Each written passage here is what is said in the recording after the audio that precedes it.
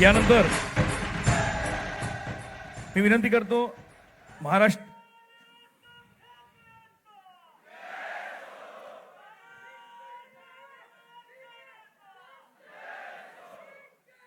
महाराष्ट्र नवनिर्माण विद्यार्थी सेनेचे सन्माननीय अध्यक्ष श्रीमान अमित साहेब ठाकरे व महाराष्ट्र नवनिर्माण विद्यार्थी सेनेचे राज्य सरचिटणीस संघटक व सचिव आपणास विनंती करतो की आपण सन्माननीय राजसाहेब ठाकरे यांचा सन्मान आणि स्वागत करायचं आहे। शिवछत्रपती शिवाजी महाराजांची ही प्रतिमा आपणास भेट ह्या 20व्या वर्धापन दिनाच्या सोहळ्यानिमित्त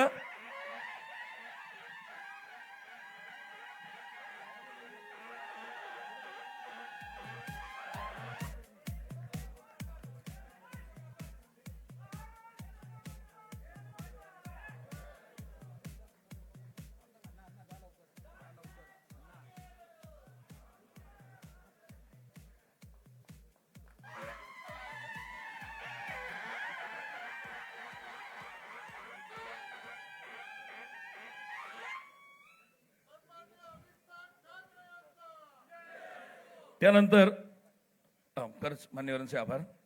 त्यानंतर जेनझी आंदोलनात धाडसीपणे पोलीस व्हॅन समोर उभी राहणारी रिया अहिर व 50 ग्रॅम पुडी खिशात टाकून अडकवेन म्हणणाऱ्या अधिकाऱ्याचा व्हिडिओ काढणारा हर्षवर्धन कदम यांचा सत्कार करण्याची विनंती राजसाहेबांना करतो। रिया आणि हर्षवर्धन आपण व्यासपीठावर येण्याचे करावे।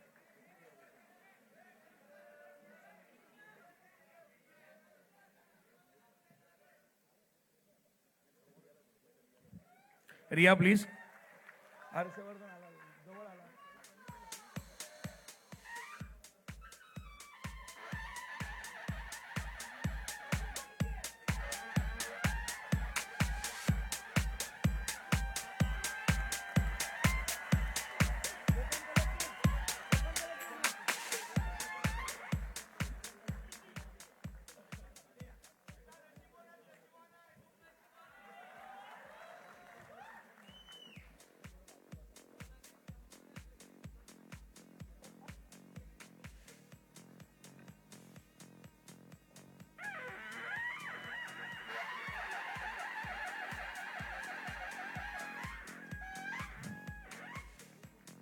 त्यानंतर धन्यवाद रिया, धन्यवाद हर्षवर्धन, थँक्यू।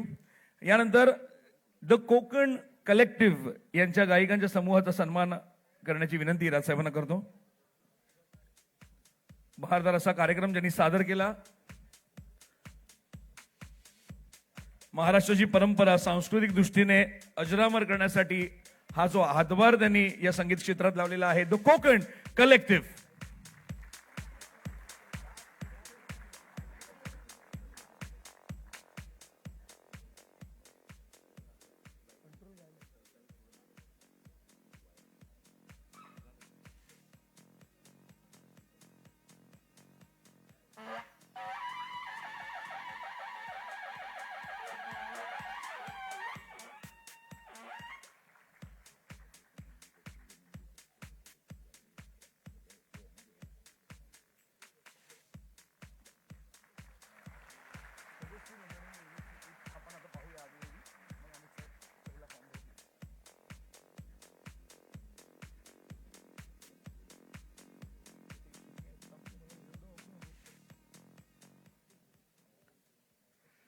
धन्यवाद कोकण कलेक्टिव्ह।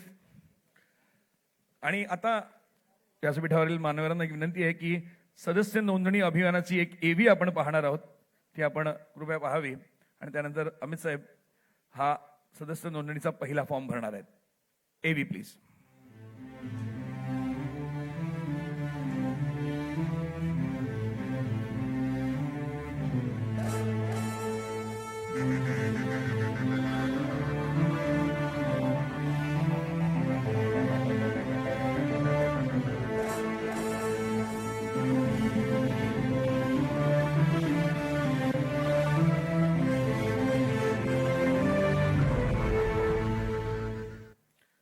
सर मगाशीच आपण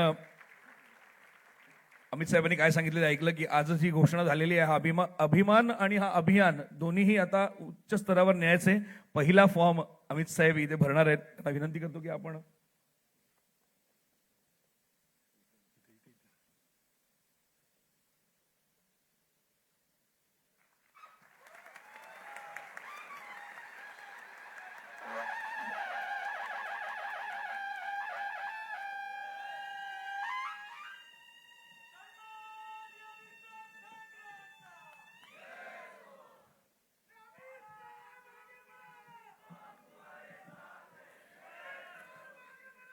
मी विनंती करतो सन्मान्य श्री राजसाहेब ठाकरे यांना की आपण मार्गदर्शन करावं.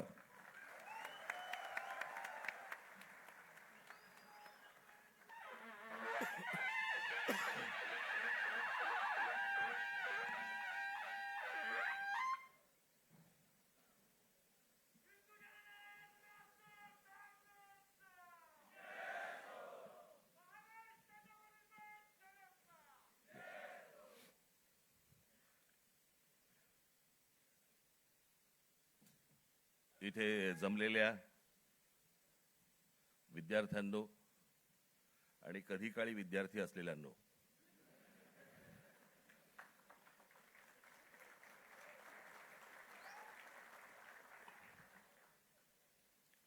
हे लाईट जरा बंद करता येतील किंवा कमी करता येतील का?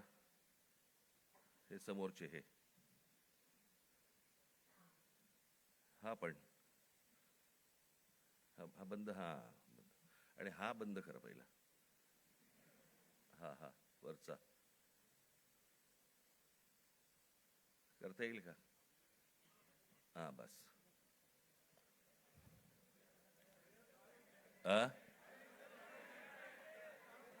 बघायला आलात का ऐकायला?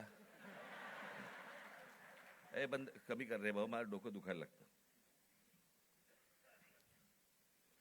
आज विद्यार्थी सेनेचा वर्धापन दिन. खूप वर्ष झाली माझी राजकारणाची सुरुवातच ही विद्यार्थी सेनेतून झाली आणि त्याच्यातनं काम करत करत करत करत घडत घडत घडत घडत आज इथपर्यंत आलो. अमित आणि त्याचे सगळे सहकारी उत्तम काम करतील अशी अपेक्षा आहे, आशा आहे.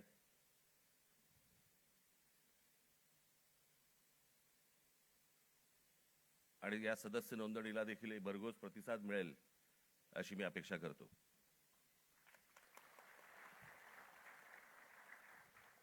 आज एवढ्या मोठ्या आंदोलनानंतर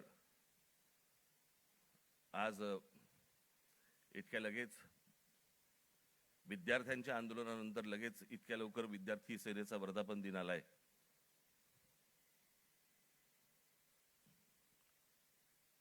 हे विद्यार्थ्यांचं आंदोलन का झालं, कशासाठी झालं हे आपण बोलूच.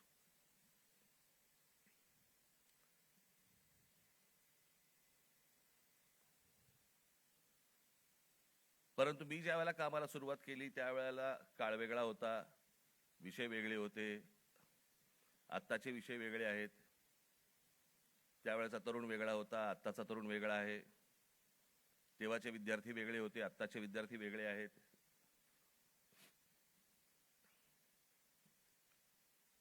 आम्ही जो काळ पाहिला तो टेलिग्राम पासून ते इंस्टाग्राम पर्यंत पाहिला.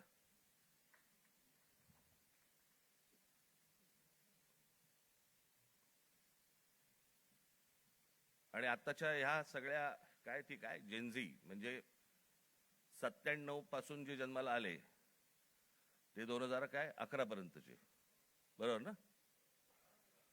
12 पर्यंत तेच ते.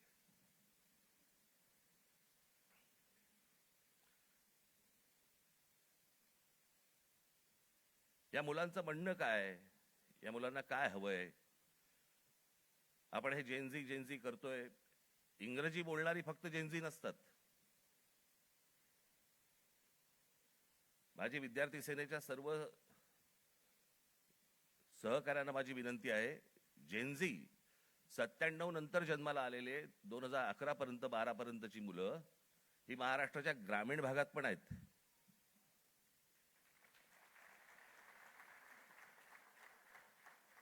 मुंबई पुण्याचे दिल्लीचे फक्त जेनझी नसतात किंवा नाहीत.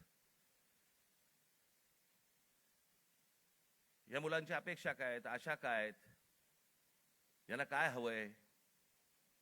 मला असं वाटतं ही गोष्ट समजून घेणं गरजेचं आहे. काही जुन्या ज्या काही भ्रामक कल्पना ज्या होत्या मला असं वाटतं त्याही आता आपण सोडून दिल्या पाहिजेत. आमच्या काळामध्ये आम्ही त्यावेळेला लहान असताना आमचे आई वडील सांगायचे, डोक्याला रात्री झोपताना तेल लावत जा, बुद्धी तल्लख होते. एका माणसाने आयुष्यभर केसाला तेल चोपडलं पण बुद्धी नाही आली.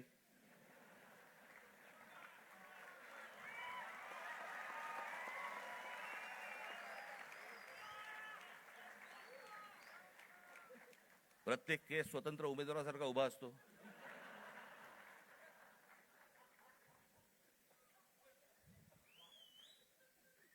आणि हे म्हणे शिक्षण आणि तंत्रज्ञान मंत्री.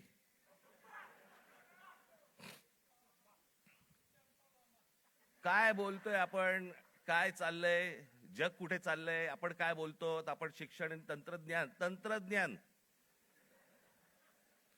त्याचा महाराष्ट्राचा मंत्री दगडावरच्या फुटप्रिंट्स, त्यांना फिंगरप्रिंट्स म्हणायच्या होत्या,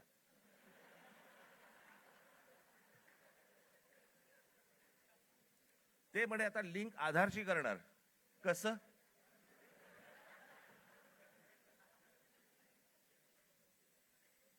मला चंद्रकांत पाटलांच्या मेंदूवरचे मला फिंगरप्रिंट्स बघायचे आहेत.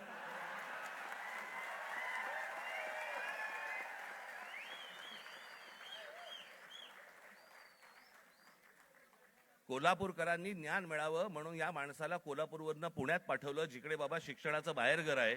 तिथेही काही नाही झालं. आता असे शिक्षण मंत्री म्हटल्यानंतर जेनझींचा पारा सणकणार की नाही सणकणार, चढणार की नाही चढणार, की ही अशी माणसं आमच्या नशिबी आणून तुम्ही ठेवली आहेत. आत्ताच मी एक पंतप्रधानांचं आत्ता आलेलं काहीतरी एक निवेदन आत्ता मी पाहून आलो.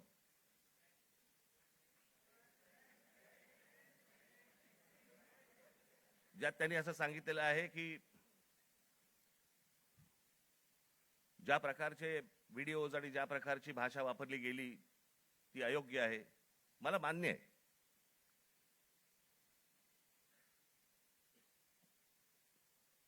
कोणाच्याही बाबतीमध्ये अशा प्रकारची खालच्या थरातली भाषा ही वापरली जाऊ नये, हे मला 100% मला मान्य आहे पंतप्रधानांचं. मला पंतप्रधानांना फक्त एवढंच सांगायचंय, हे तुमच्या पक्षातल्या लोकांना पण सांगा.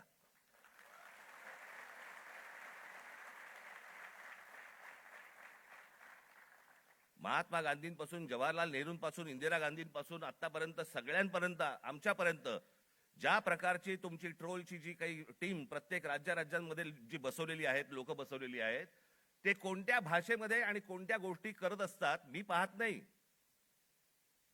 मला ज्या गोष्टी कानावरती येतात, आज अनेक कलाकार आहेत महाराष्ट्रामधले, अनेक कलाकार आहेत, ते म्हणतात बाबा बोलायलाच नको, काही लिहायलाच नको, इतक्या शिव्या पडतात, इतक्या गोष्टी होतात. ही यांचीच माणसं भरलेली आहेत. मला असं वाटतं पंतप्रधानांनी त्याही लोकांना सांगावं की त्यांनी बंद करावं म्हणून.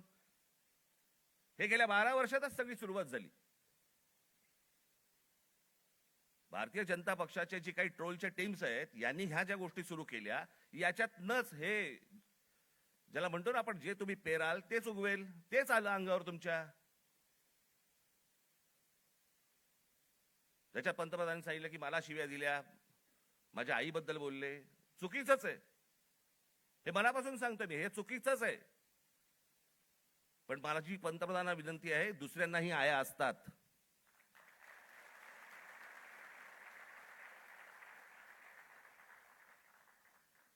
हे तुम्ही तुमच्या पक्षातल्या लोकांना देखील हे सांगितलं पाहिजे की तुम्ही मर्यादा पाळल्या पाहिजेत.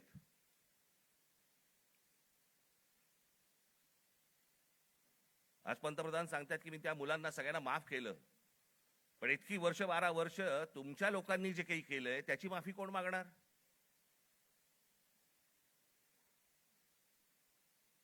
जे विद्यार्थी तरुण तिकडे जंतर मंतरला बसले होते, त्यांची डोकी फोडली, ज्यांना लाठ्या काठ्या मारल्या, त्याचे आदेश देणारे जे लोक होते ते कधी माफी मागणार?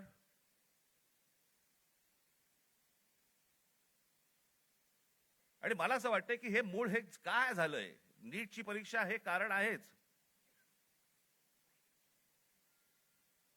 पण हे प्रत्येक ठिकाणी त्याला जो काही रिस्पॉन्स मिळाला, सगळेच काही विद्यार्थी होते आणि तरुण होते, अनेक जे विद्यार्थी दशेतनं बाहेर आलेले आहेत, अनेक तरुण होते, अनेक तरुणी होत्या. हे का आले रस्त्यावरती? याचं कारण सभोवतालचं वातावरण. आज अनेकांना वाटलं की हे फक्त नीटची परीक्षेचे पेपर फुटले, हे कारण होतं त्या आंदोलनाचं. पण त्या आंदोलनाने जे रौद्र स्वरूप धारण केलं त्याचं कारण हे आजूबाजूचं इतक्या वर्षांचं साचलेलं जे काही आहे ना, मला फुटपाथवरनं चालता येत नाही, माझ्याकडे पाणी तुंबलेलं असतं, आमच्याकडे बागा नाहीत, माझ्या लहान मुलांना खेळायला व्हायला मैदानं नाहीत, बाहेर कुठे घेऊन जायला जागा नाही,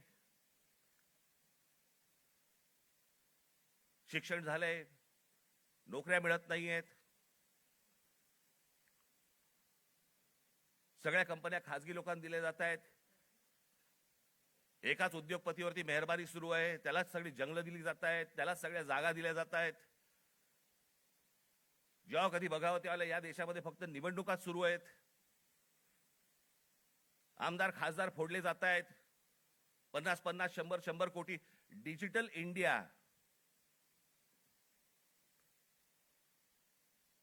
तुमच्याकडचे पैसे हे सगळे काय ते सगळे काय डिजिटलाइज केलेत वगैरे वगैरे काय काय काय काय ज्या गोष्टी सगळ्या आता झाल्या. हे आमदार खासदार फुटतात त्यावेळेला कुठे कार्ड कुठे स्वाईप करतात?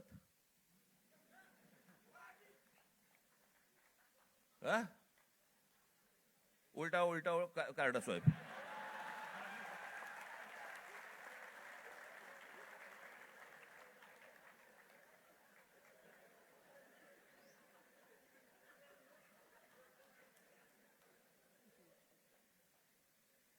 पैसे कुठे देतात मग? हे सगळं जे आहे हे सगळं साचलंय, हे सगळं साचलंय. त्या सगळ्या गोष्टींचा उद्रेक आता बाहेर येतोय, तो येणार, अजून येणार.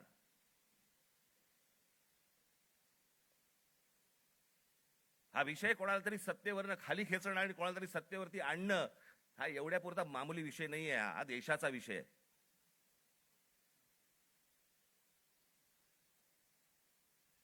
हा देशाच्या भविष्याचा विषय आहे. देशातल्या विद्यार्थ्यांच्या तरुणांचा भविष्यातला विषय. हा काय होणार आहे त्यांचं? आज माझ्या महाराष्ट्रातल्या ग्रामीण भागामध्ये, देशातल्या आज ग्रामीण भागामधला तिकडचा तरुण, तिकडच्या तरुणी काय करत असतील दिवसभर? काय विचार करत असतील?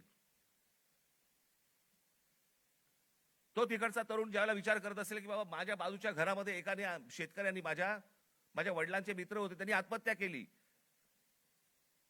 त्यांच्या अंत्यविधीसाठी तो मुलगा जाणार, विचार काय करणार? हे माझ्या वडिलांच्या मनामध्ये येऊ नये, मग याच्यासाठी मी काय केलं पाहिजे? मग मी शहरात गेलं पाहिजे. मग शहरात गेल्यावरती काय होणार माझं? मला कुठून नोकरी मिळणार? मला कुठून शिक्षण मिळणार? माझं पुढे काय होणार?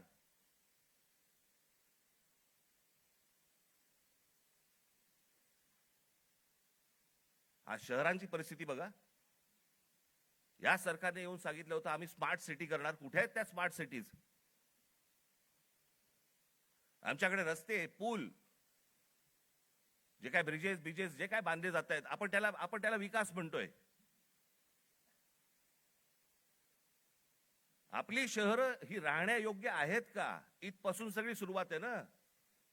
जर शहरातल्या लोकांना राहायला जर समजा त्रास होत असेल तर महाराष्ट्रातल्या, देशातल्या ग्रामीण भागामधनं जी लोक शहरामध्ये येत आहेत, कुठे राहणार आहेत? काय होणार या शहरांचं?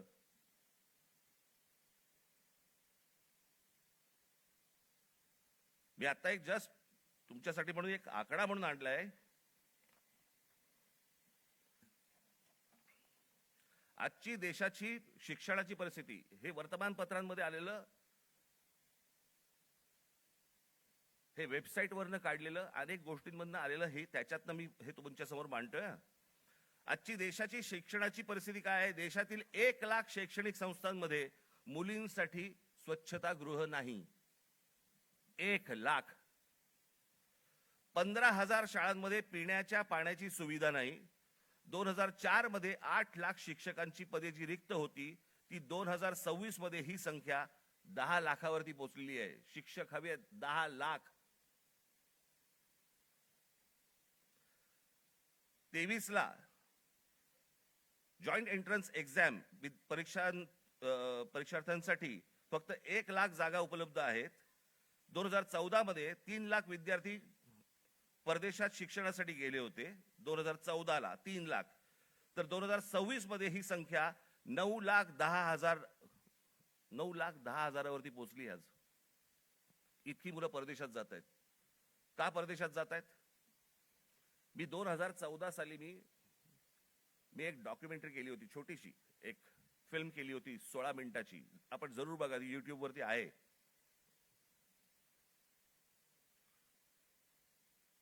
त्याच्यामध्ये मी म्हटलं होतं की शिक्षण इथे पण मिळू शकतं, नोकरी कदाचित इथेही मिळू शकते.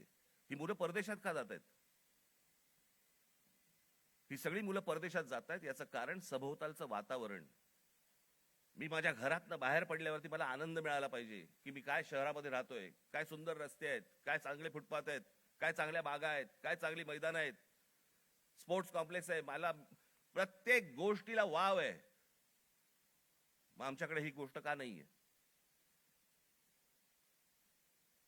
आज कित्येक चित्रकार, कित्येक खेळाडू आज आमच्या ग्रामीण भागामध्ये आहेत. वावच नाही. काय करायचं पुढे माहिती नाही, कोणाला भेटायचं कल्पना नाही. हे जे सगळं साचलंय ना, हे साचलेलं सगळं बाहेर येतंय. नीटचे पेपर फुटण्याचा राग आहेच, पण हे जे बाकीचं जे साचून ठेवलेलं आहे ना, त्याचं काय करणार आहात?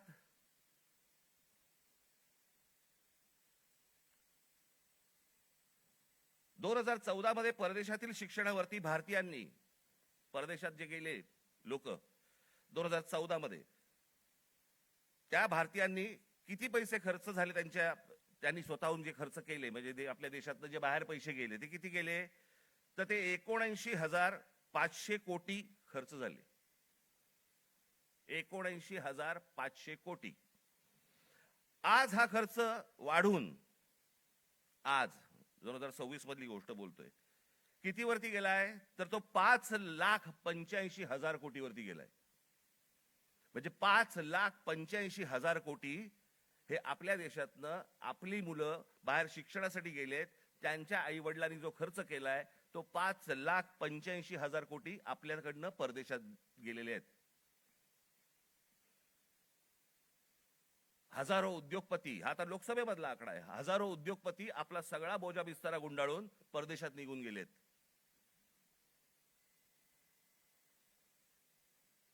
अहो एवढं कशाला? ज्यांनी मोदींवरती चित्रपट काढला होता, नरेंद्र मोदींवरती चित्रपट, आणि ज्याच्यामध्ये नरेंद्र मोदींची ज्यांनी भूमिका केली होती तो विवेक ओबेरॉय, तो दुबईमध्ये राहायला गेला. दुबईचा नागरिक आहे तो भारतात राहत नाही. मोदीजींनी खूप चांगलं काम केलंय, मोदीजी देशाला मोठं करतायत, मोदीजी देशामध्ये काय काय काय उद्योग आणतायत, हे आणतायत वगैरे वगैरे, अशी मुक्ता फळं जी आता केली. तो कोण? आर माधवन ना, तो आर माधवन. विचारा कुठे राहतो हा आर माधवन? दुबईमध्ये स्थायिक झालेला आहे. यांना जर समजा या देशाबद्दल आहे प्रेम, या देशातल्या पंतप्रधानांबद्दल प्रेम आहे, ते विकास करतायत, हा जर समजा ह्यांना विश्वास आहे, हे परदेशात का जाऊन राहतायत? हे परिवारासकट दुबईला जाऊन का राहतायत? इथे येणार, स्पॉन्सर फिल्म मध्ये काम करणार, गव्हर्नमेंट स्पॉन्सर्ड फिल्म मध्ये, ते धुरंधर बिरंदर, आणि मग इथून करून जाणार परत दुबईला. देशात खूप चांगलं चाललेलं आहे, मी चाललो दुबईला. ही माणसं दुबईला जात आहेत. या मुलांचं काय घेऊन बसलोय आपण?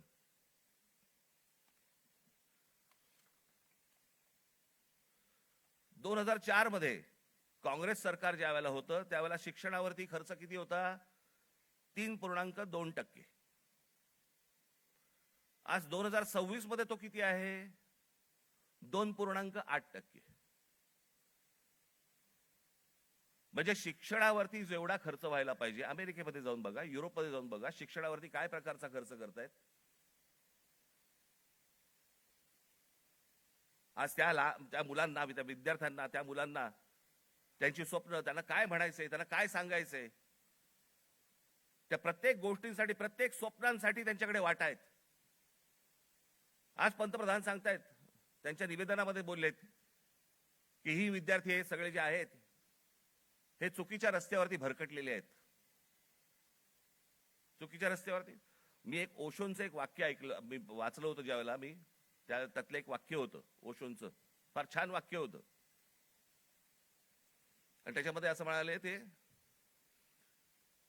कि कौन कहता है कि इस देश का युवक गलत रास्ते पे भटक रहा है. रास्ता बनाने वालों ने ही अगर गलत रास्ता बनाया है तो युवकों को क्यों टोकते हो.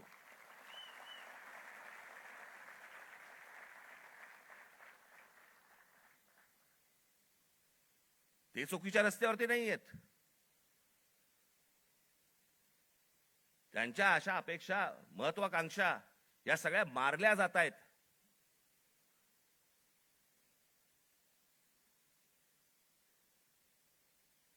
मोदींनी सांगितलं की आज मी म्हणे त्या सगळ्या ज्यांनी कोणी ट्रोल बिल केले त्यांना मी सगळ्यांना माफ करतो.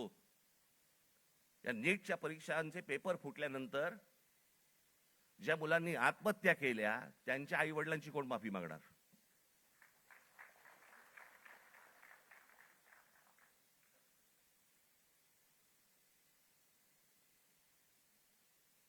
हा देश नीट समजून घेतला पाहिजे.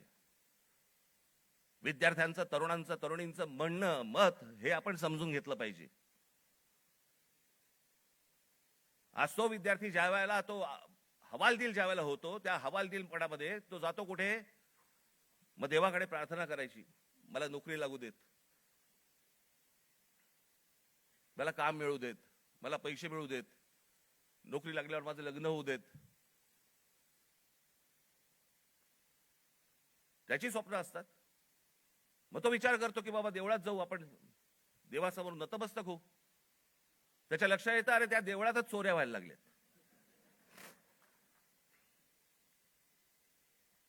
देवळात चोऱ्या.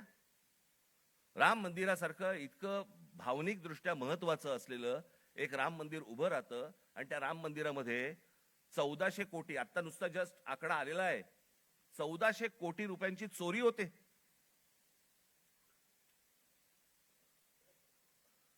आणि याच्यावरनं सरकारमध्ये असलेले कोणीही त्याच्यावरती बोलायला तयार होत नाहीत. राम मंदिरावरती मतं मागताना बरोबर गेलात तुम्ही, मग ज्या वेळेला 1400 कोटी रुपयांची चोरी झाली, पंतप्रधान स्वतः एकटे गेले होते, सगळेजण बाजूला उभे होते, स्वतः एकट्याने जाऊन तिकडे जाऊन पूजा केली, प्रतिष्ठापना केली, सगळ्या गोष्टी केल्या. पंतप्रधानांनी याच्यावरती बोलायला नको राम मंदिराच्या चोरीबद्दल. का त्या अयोध्येमधनं एक खासदार निवडून नाही आला म्हणून आमचा संबंध तुटला, असं आहे?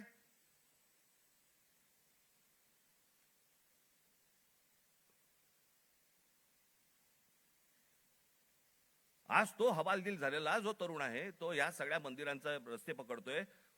धर्मांध बनवू नका त्या तरुणाला. शिक्षणाच्या वाटेवरती लावा. नुसतं जय श्रीराम बोलून होणार काही नाहीये. आज अनेक गोरक्षक गाड्या पकडतायत, गायी पकडतायत, सगळ्या पकडतायत. आणि हेच आमचेच पंतप्रधान ऑस्ट्रेलियामध्ये जाऊन सांगतायत की बीफ एक्सपोर्ट मध्ये भारत हा 1 नंबरचा देश आहे. बीफ एक्सपोर्ट मध्ये ते कापल्याशिवाय होणार आहे का एक्सपोर्ट मध्ये आपण 1 नंबरचे? मग त्या गोरक्षकांचं काय करायचं? आपण करतोय काय? देश चाललाय कुठे? देश काय विचार करतोय? काय कशाचा कशाला ताळमेळ नाही. बस दिसली जमीन की दे अदानीला, दिसलं जंगल की दे अदानीला. आम्ही काही ह्या सगळ्या गोष्टींचे काय फक्त टीका करण्यासाठी हा विषय नाहीये. मला असं वाटतं ही गोष्ट परिस्थिती समजून घेणं गरजेचं आहे. या देशामध्ये काय सुरू आहे आणि काय घडतंय. मी आज अजून एक गोष्ट तुमच्या समोर आणणार आहे. माझे पत्रकार बांधव इथे आलेले असतील, तुम्ही विचार करा, आपण जातो, श्रद्धेने जातो, मंदिरात जातो, आपण काही दानपेटीमध्ये टाकतो, ज्याच्यावरती या देशाच्या सगळ्या मंदिरांमध्ये लाखो कोटी रुपये जमा होतात. काय होतात, त्याचं काय होतं काय नाही माहित नाही. त्याचे ट्रस्ट असतात, त्याचे ट्रस्टी असतात सगळे, मग त्याच्यातनं आपल्याला कळतं चोऱ्या होत आहेत. आता हे प्रकरण घ्या, पत्र आहे प्रति माननीय श्री एकनाथ शिंदे साहेब, उपमुख्यमंत्री महाराष्ट्र राज्य. विषय सिद्धिविनायक मंदिर न्यास मधील दानपेटीची चोरीबाबत वरिष्ठ पातळीवरती चौकशी करण्याबाबत. जिथे आपण श्रद्धेने जातो, जिथे दानपेटीमध्ये आपल्याकडे भाविक जातात आणि पैसे टाकतात,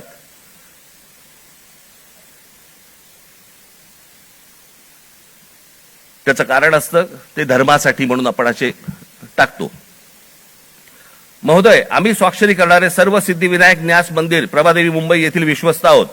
साहेब, आपण विश्वासाने आमची संबंधित ट्रस्टवरती सदस्य म्हणून नियुक्ती केली असून आपल्या विश्वासाला पात्र राहण्याचा आम्ही प्रामाणिकपणे प्रयत्न करत आहोत. भाषा पण बघा, मंदिर आहे का कंपनी येतेच कळत नाही मला. त्यामुळे मंदिरात गेल्या 1.5 वर्षाच्या कालावधीत विविध उपाययोजना राबविताना मंदिराची मिळकत 35% जादा वाढविण्यात आम्ही काही प्रमाणात यशस्वी झालो आहोत. मिळकत तुम्ही कसे यशस्वी झालात? असो महोदय, विश्वस्तांच्या सतर्कतेमुळे मंदिरातल्या दानपेटीतून पैसे चोरणारे कर्मचारी पकडले गेलेले आहेत. हे कर्मचारी पकडण्यापूर्वी दर बुधवारी मंदिरातल्या दानपेटीतील रकमेची मोजदाद ही 50 लाख रुपयाच्या आत होती. मात्र हे कर्मचारी पकडल्यानंतर गेले 3 आठवड्याची दानपेटी रक्कम ही 1.5 कोटी रुपयांच्या घरात पोहोचली आहे. याचाच अर्थ यापूर्वी दर आठवड्याला दानपेटीतील जमा होणाऱ्या काही रकमेतील काही रक्कम ही लंपास होत होती. त्यामुळे दरवर्षी सुमारे 18 कोटी रुपयांचे मंदिराचे नुकसान होत होते. याचे धागेदोरे वरिष्ठ पातळीवर आहेत असा आमचा ठाम संशय आहे. साहेब, या प्रकरणाची आपण गंभीर दखल घेऊन शासकीय पातळीवरती संबंधित प्रशासनातील वरिष्ठ अधिकाऱ्यांची चौकशी लावावी अशी आमची आपणास विनंती आहे. विश्वस्त मंडळ सिद्धिविनायक गणपती मंदिर न्यास प्रभादेवी मुंबई. हे सह्याने सह्या केल्या आहेत. राहुल लोंढे, भास्कर शेट्टी, महेश मुदलियार, जितेंद्र राऊत, मीना कांबळी, मनीषा तुपे, गोपाळ दळवी, सुदर्शन सांगळे, हे त्यांचं पत्र आहे.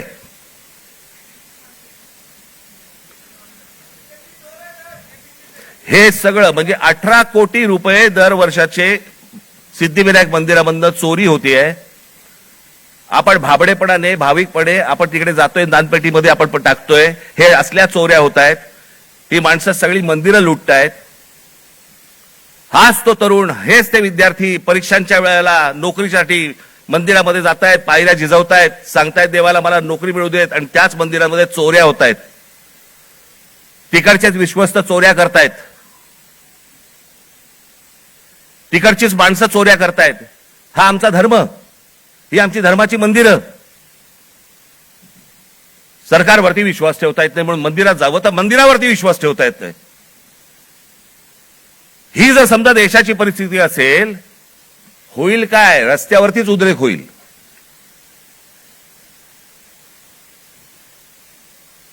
राजकारण सोडून द्या बाजूला.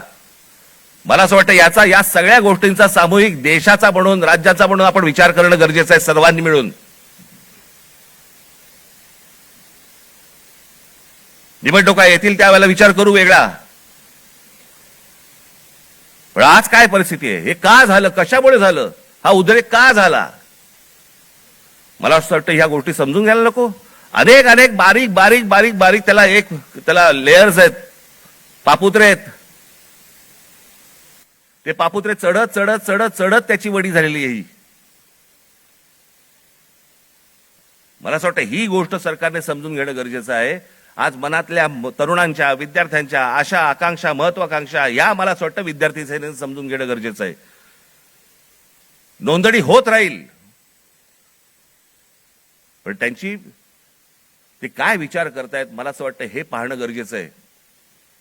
याच्यामध्ये जर बदल झाला नाही, मी हीच गोष्ट एकदा मागे जेव्हा नीटचा पेपर फुटला होता 2016 साली, त्यावेळी मी पंतप्रधानांना फोन केला होता आणि त्यांना मी सांगितलं होतं की म्हटलं हे तुम्ही स्वतः ह्याच्यामध्ये जातीने लक्ष घाला या प्रकरणामध्ये.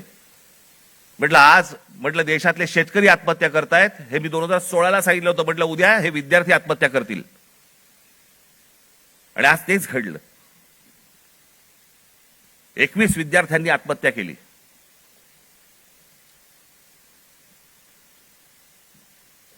सदस्य नोंदणी ही तर कराच, पण मला असं वाटतं या शिक्षण क्षेत्रामध्ये आमूलाग्र बदल होणं गरजेचं आहे. त्याच्यासाठी विचारवंतांची गरज आहे. जे विचारवंत या देशामध्ये आहेत त्यांना बोलवणं गरजेचं आहे. त्यांची आणि या मुलांची सांगड घालून देणं गरजेचं आहे. यांची स्वप्न आणि त्या स्वप्नांना कसा आकार देता येईल याच्यासाठी म्हणून जे तज्ज्ञ या देशामधले आहेत त्यांना बोलवणं गरजेचं आहे. त्या मुलांना समजून घेणं गरजेचं आहे. मला असं वाटतं एवढीच अपेक्षा माझी आज या दिवशी मी व्यक्त करतोय. आज या विद्यार्थी सेनेच्या मुलांनी, सर्वात तरुणींनी या महाराष्ट्रातल्या विद्यार्थ्यांची अपेक्षा, आशा, आकांक्षा या समजून घ्याव्यात आणि त्याला आकार देण्याचा मला असं वाटतं जास्तीत जास्त प्रयत्न करावा. भविष्यातल्या तुमच्या सगळ्या वाटचालीसाठी माझ्याकडनं मनपूर्वक तुम्हाला सर्वांना शुभेच्छा देतो आणि आपणा सर्वांची मी रजा घेतो. धन्यवाद. जय हिंद, जय महाराष्ट्र.